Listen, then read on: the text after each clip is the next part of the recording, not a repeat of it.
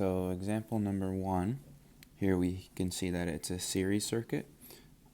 Basically, again, that means that there's only one path for current to flow, which in this case is 2 amps. And we're looking for the resistance of R3.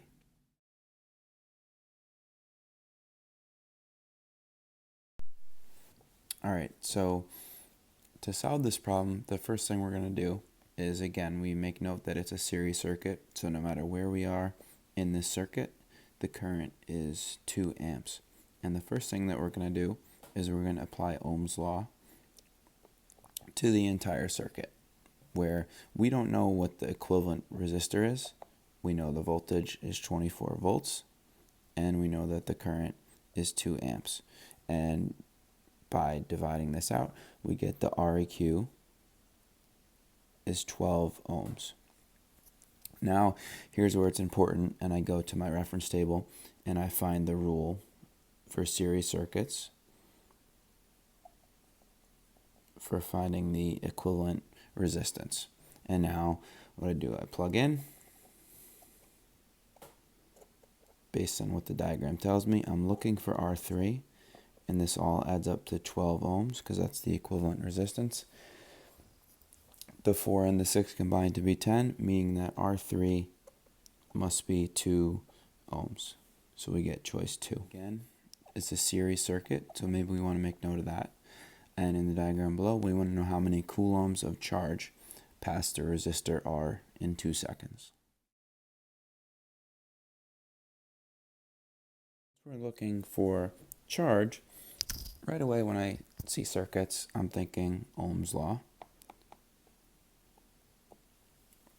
But here, we're given that the current's 3 amps, meaning that the current is 3 amps anywhere in the circuit. No matter where we are, there's one path for a current to take, and it will always be 3 amps. And that's important to know because my only formula with current and charge in it is I equals change in Q over T, where here we have the current is 3 amps.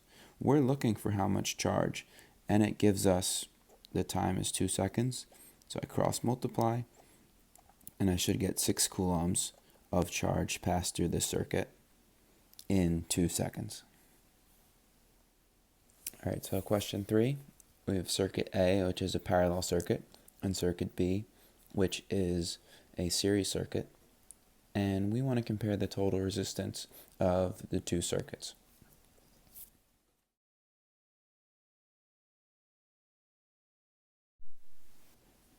All right, so let's start with circuit B since that's a series circuit, and that's very simple to figure out the equivalent resistance.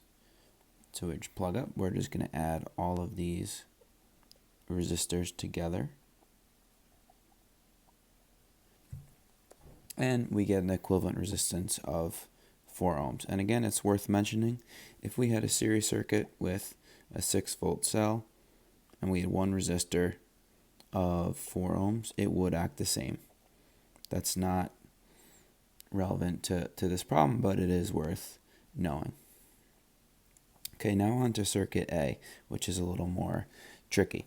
And our rules for finding the equivalent resistance for a parallel circuit is our 1 over rule, which we get on page 4 of our reference table. So we're going to plug in, and we have 1 over 12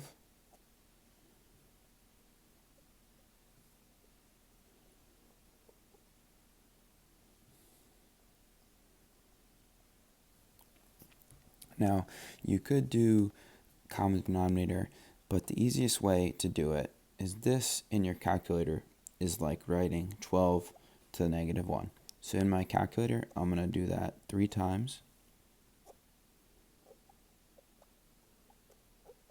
And I'm going to hit enter. I'm going to get some answer, and then I'm going to put that answer to the negative 1, and I'm going to get a value of 4 ohms. Therefore, we should get that these 2 circuits have the same equivalent resistance.